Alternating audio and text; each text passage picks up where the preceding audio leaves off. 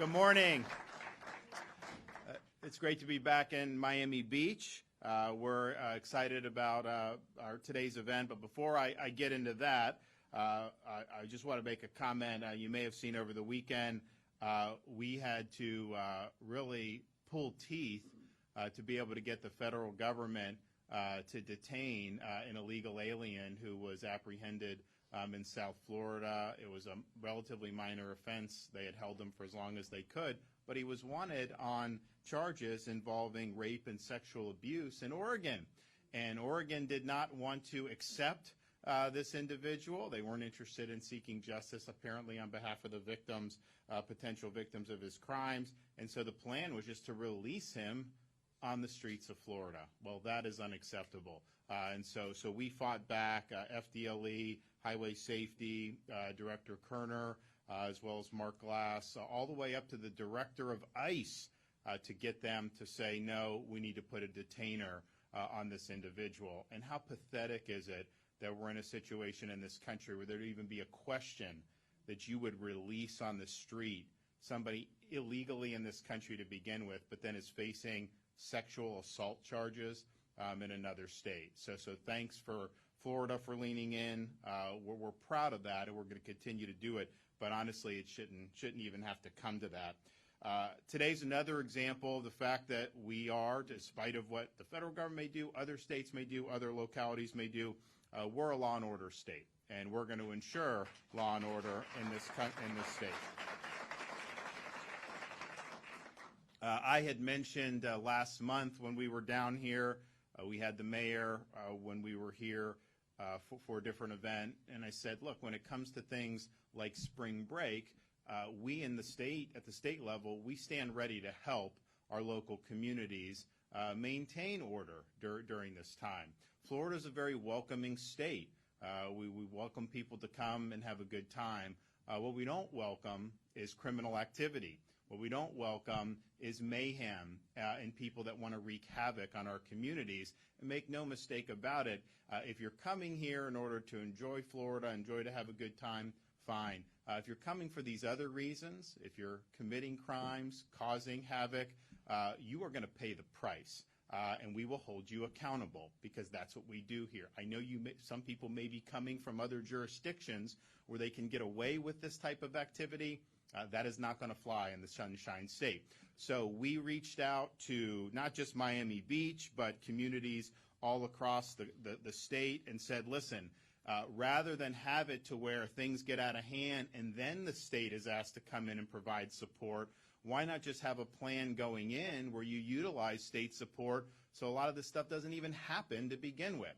And to the mayor's credit, he immediately leaped at that opportunity, but then so many other jurisdictions around the state have asked us to provide support. And so FHP reached out to all these jurisdictions, and we now have a total of 17 law enforcement agencies throughout the state of Florida that have requested at least 140 troopers to be deployed in their counties and cities to assist with maintaining order during spring break. And Florida, I'm proud to say, is honoring every single one of those requests. This includes reinforcing communities throughout South Florida with over 60 additional state troopers. We're also going to have another 60 in other spring break hotspots like Daytona Beach and Panama City Beach. We will also activate 24 quick response troopers in Bay, Volusia, Broward, and Dade counties for immediate response to any incidents requiring additional law enforcement personnel. We've also activated through the State Highway Patrol aviation drones, mobile command vehicles to assist with traffic management and logistics. And on top of that, FHP troopers will be utilizing Miami Beach Police mobile automated license plate readers throughout the city. This will help identify subjects with outstanding warrants or those that are driving stolen vehicles. So those are not folks we want to be at our spring break parties. So we stand by ready to support even more. Now here in Miami Beach, a lot of our folks will be focusing on things like traffic mitigation, crowd control. There'll be barricades. There'll be DUI checkpoints. Of course, parking and lane closures as appropriate. To ensure the safety of the surrounding communities, there will also be increased security for residential neighborhoods. The city is also instituting a variety of measures ranging from curfews to bag checks at beach access points and targeted beach hours to ensure law and order. Uniformed officers will be patrolling in vehicles, ATVs, bicycles, and on foot. And Coast Guard, Florida Fish and Wildlife, and Miami Beach Police Department's Marine Patrol will increase enforcement along the city's waterways. And so I appreciate the local leaders that have stepped up and understood that ensuring public safety is really your first task when you're elected to be in office in a local community. I mean, that is where the rubber meets the road on law and order. And if you don't have it locally, then you're just not going to have it. And so they've stepped up. They brought plans in place. And then we at the state level, we wanted to be partners in this. We offered support. There were requests for support, and we have honored those requests and will continue to do so throughout the month of March. And this first week is always a little slower. As we get into the next 2 weeks, that's kind of more of the high time for that. And so I think you'll see going into it, particularly in a place like Miami Beach, it's going to be a dramatically improved posture right off the bat. And I think the prospects for having these next few weeks go by smoother as a result has increased. And, of course, the state stands by and is willing to help out with any additional resources that are at our disposal. So this is the state's got a lot going on. It's a fun place to be, especially if you're in some of these other jurisdictions. I can understand you come and you really have an opportunity to have fun, and we want to see people do that. But we also are going to insist that people respect the law, that order is kept in the streets, and that our residents and local businesses are not negatively impacted by people who are here visiting. And I think we have a formula in place to be able to do that. So I want to thank the FHP, FDLE for what they've done to help prepare our local communities and being on call and willing to answer the call to provide this additional level of support. I mean, in reality, a state can just say you're on your own. I mean, we could have done that and then said, see, you guys aren't doing it.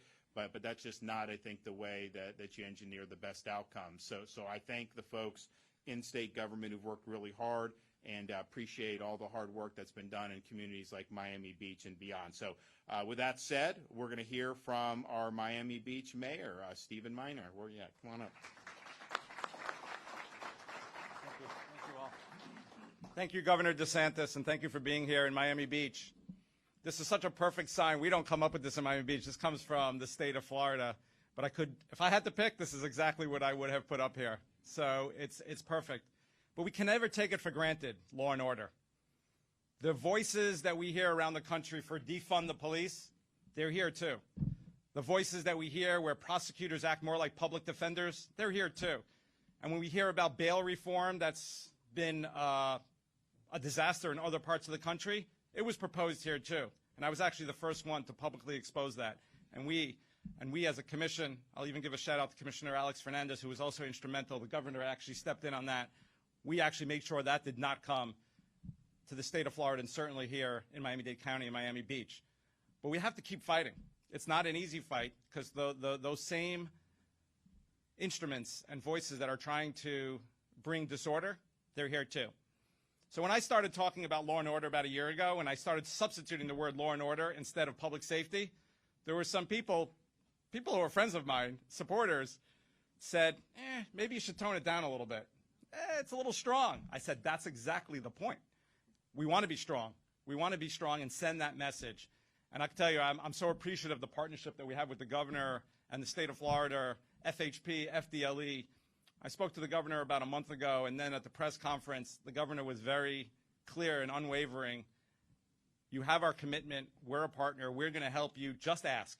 Whatever you need, just ask. And that message has been sent when I've spoken to Dave Kerner and I've spoken to anyone in law enforcement. We had multiple meetings. And we went out to Tallahassee last week to meet with everyone.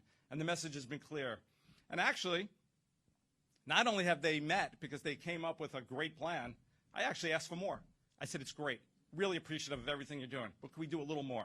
This is a pivotal moment for our city, spring break. It's been a problem for the last several years. We've had shootings in a small area of our city and only a handful of weeks. And they came through. They came through, and they gave us even more than we asked. We're going to see about 45 Florida troopers out in our streets the next couple of weeks, which is amazing, in addition to, obviously, our extensive Miami Beach presence, which is so appreciative. But really, law and order doesn't happen just in the month of March. It's 365 days a year. It's sending the message every single day that we are going to enforce our laws here. And what does that mean? I'll give you just two quick examples. So one of the issues we were having is drug dealers who were getting arrested by our Miami Beach police, who are putting their safety on the line every time they have to make that arrest. And a lot of the cases weren't getting prosecuted because the drugs weren't being tested. So I brought in an initiative that our commission unanimously approved that we are going to pay for 2 drug technicians who are going to be embedded in the Miami-Dade County lab to ensure that every single arrest in Miami Beach where there is narcotics involved is going to be tested so we can make sure we prosecute that crime.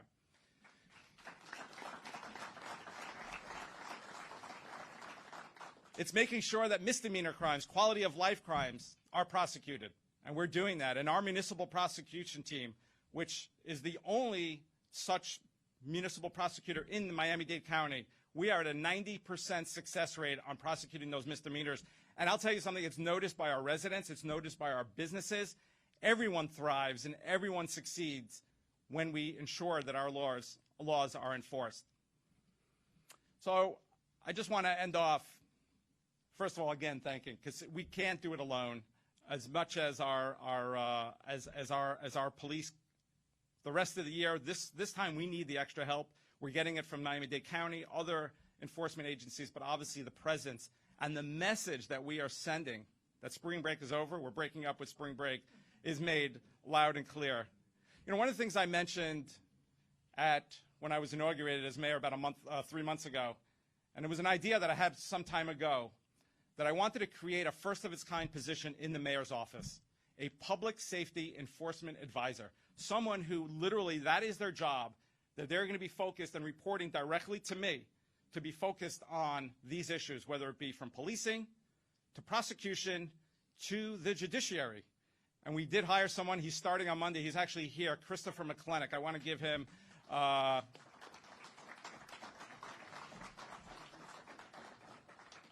we're looking forward to that. I do want to give some thank yous before I end, because as much as I stand there and represent our city, we are a team. There's so many people involved, and obviously I can't thank everybody, but we have our commissioners. Commissioner Alex Fernandez is here, Commissioner Laura Dominguez, Commissioner Bott, Commissioner Joe Magazine, Commissioner David Suarez. We also have our city manager, Alina Hudak, Deputy City Manager Eric Carpenter, our police chief, Wayne Jones, and really the men and women in blue who really go out there every day and keep us safe.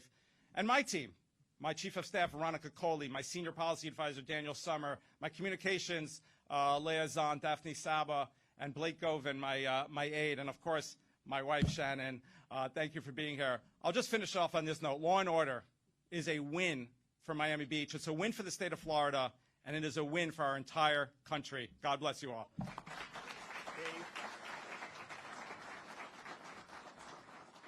Well, we have the best governor, and apparently we have the best mayor here in Miami Beach, and it's awesome to work with you.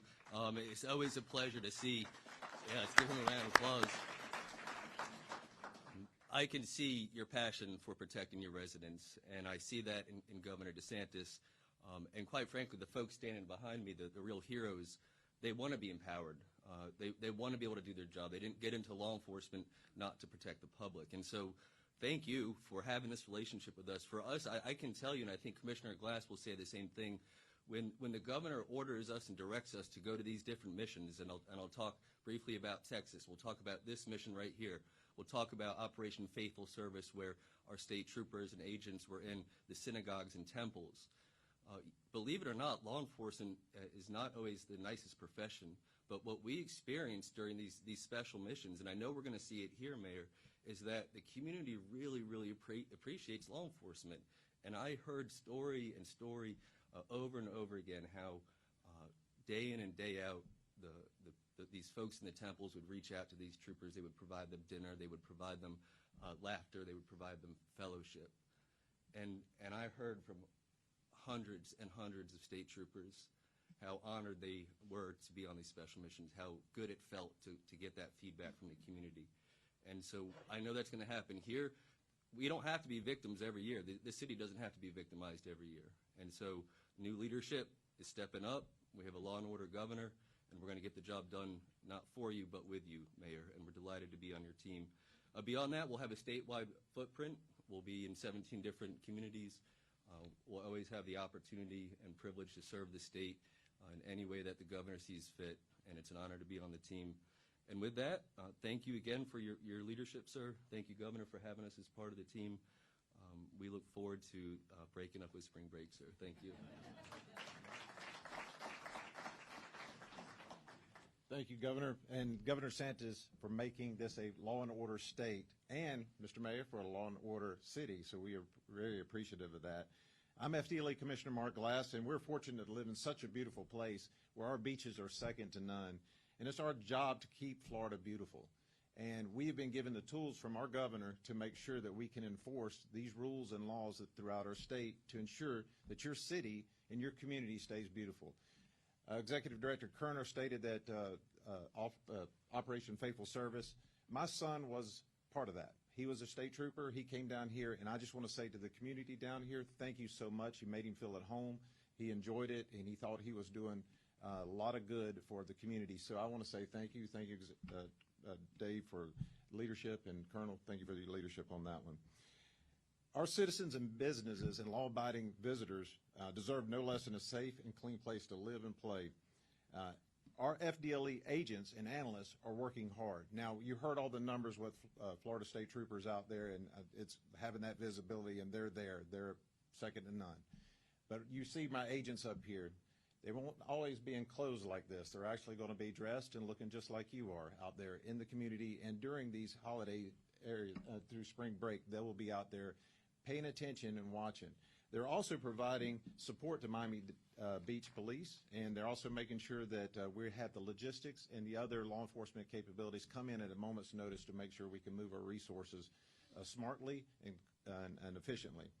Now, on a lot of that, too, our FDLE analysts, which you don't see here, do the lion's share of the work. They pay attention to every suspicious activity reporting that is sent up. Whether you utilize, our schools are using Fortify Florida, whether you do the See Something, Say Something campaign, which is, I'll do the plug here, 1-855-FLA-SAFE. But we require, and we would love to have you just call 911. But if you feel like it doesn't meet that criteria and it's just something suspicious, go with the 855-FLA-SAFE, and our analysts will look at that. We are looking at all the events that are going on throughout the state, and they're paying attention to that to make sure they get the chief all the information he needs to make sound decisions on movement of his forces in and around to make sure that you're protected. We can't do it alone, so we need your help on that one. So also, I just want to say this is a very special state. We have a great governor who is also given me and Dave and the Colonel support to ensure that your safety is done and that we make sure that we're taking care of our people and our tourists. Thank you very much, Governor. We appreciate it.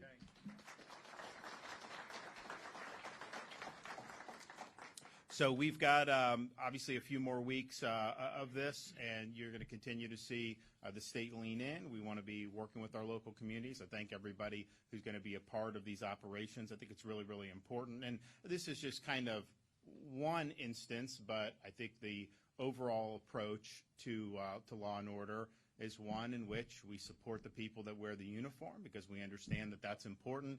We've done things. We have a program. It's going to get re-upped again. I anticipate this week when the legislature finishes the budget to continue these $5,000 bonuses for people that we recruit into the state of Florida to serve at all levels of law enforcement.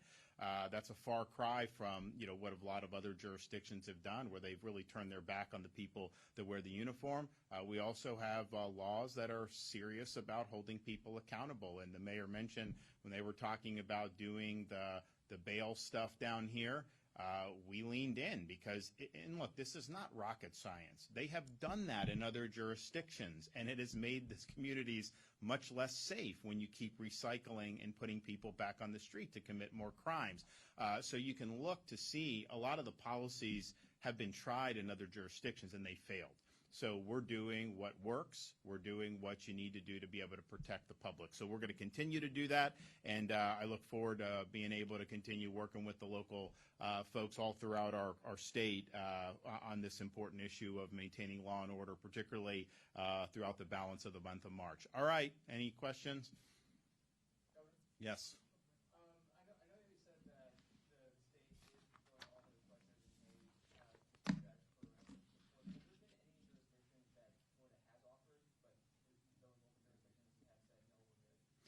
Well, by definition, I mean, we offered basically anybody. So a lot of them did not have requests, which is fine. And look, the spring break footprint is not uniform throughout our state. If you look at a place like Naples, what they would draw in terms of, particularly on the age, you're drawing a younger demographic in some other areas, some other parts of Florida. So we understand that. So yes, I mean, we've put it out there.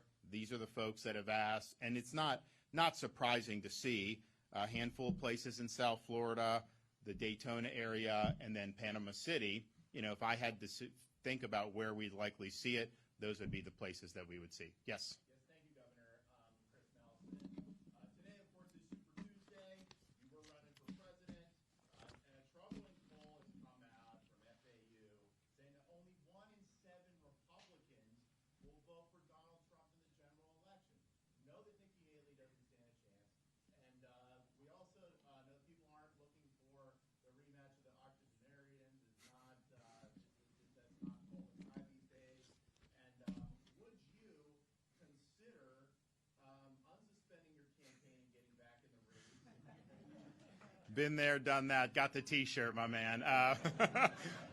No, look, but I don't think 1 in 7 will vote. I don't think that's probably the correct. I think the overwhelming percentage of Republicans would vote. Next, yes.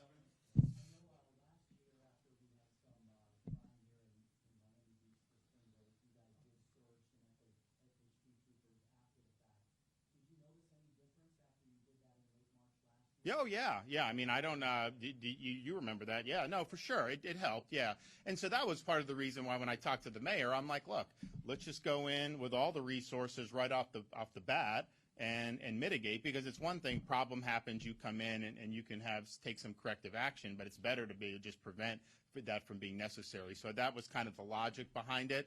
And different areas can approach this in different ways. We're not telling any local jurisdiction kind of how to manage their beach, how to manage this. They get elected to make those decisions, but what we're saying is we will supplement and we will provide support. And I think it proved to be effective last year when called on, and now that they're here from day one, I think will be much better.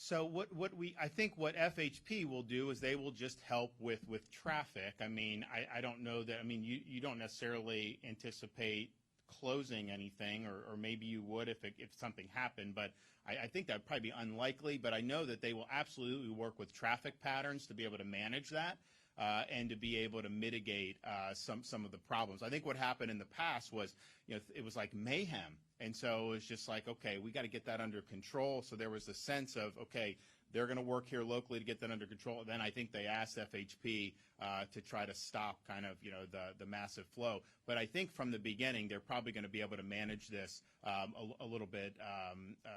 They'll be able to manage this in a way where hopefully you're not going to have to see that. But, we want to keep people safe, and I think that'll be a call. If the mayor asks for some help there, then our folks will be ready to respond. But the thing about it is, if you operate a business here, this month can be very good. But then if things get out of hand, it can be a disaster for you.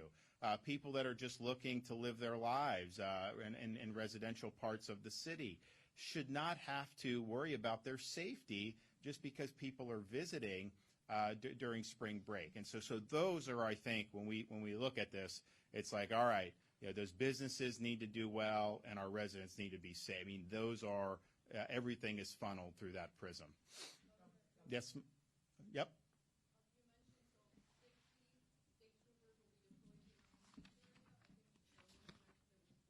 No. So it's 60, more than 60 throughout the South Florida.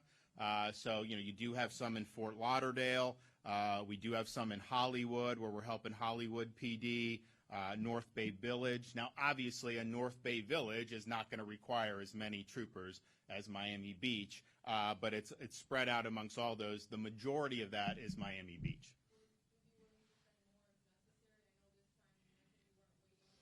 Yeah. No, for sure. I mean, we fulfill the requests that are there. These are what people have asked for. If there needs to be more, then we would do it. And I think what you'll see, this will be very dynamic. So, hopefully we don't come to this, but if there is something that happens in one part of the state, there likely won't be happening uniformly around the state, so you could even move resources. So there's a lot of options that we'll be able to do.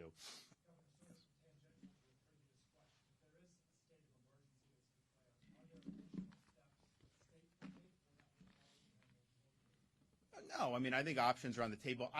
We'll see I don't anticipate that being necessary, but if it is, then there are certain things that you have certain tools at your disposal to be able to help facilitate public safety.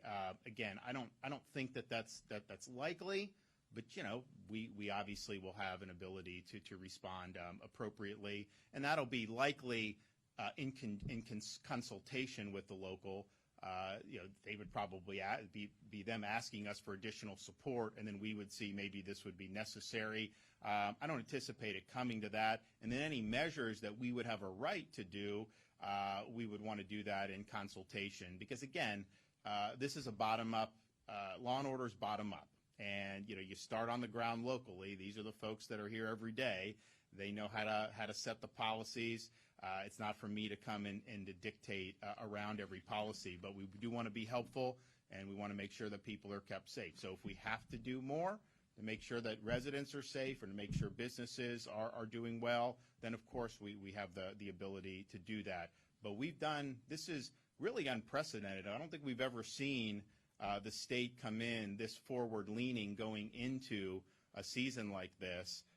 Of course, the mayor here has made this, I think, appropriately an important issue to take seriously. So all things considered, I think that we're as good as prepared as we've ever been throughout my time in the state of Florida. So, all right, well, we'll be back. Maybe we'll come back in April and be able to say that we had a great March. Thanks.